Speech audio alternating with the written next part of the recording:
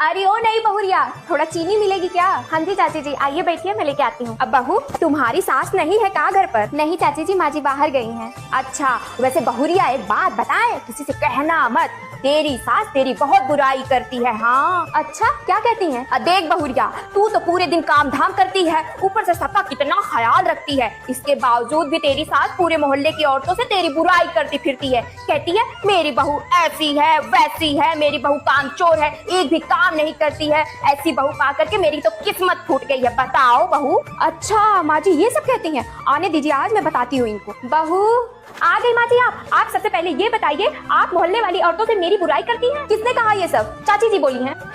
क्यों रे कमला, मेरे ना रहने पर यही सब करने आती है मेरे घर? नहीं, मैंने कब कहा बहू, मैं तो बस। चुप कर, तेरी इन्हीं सब हरकतों की वजह से तेरे और तेरे बहू के बीच में हमेशा लड़ाइयाँ होती रहती है, और तू यही काम मेरे घर में करवाना चाहती है। निकल जा मेरे घर से, और अगर दोबारा मेरे घर में आई ना तो तेरा पैर तोड़ दूंगी।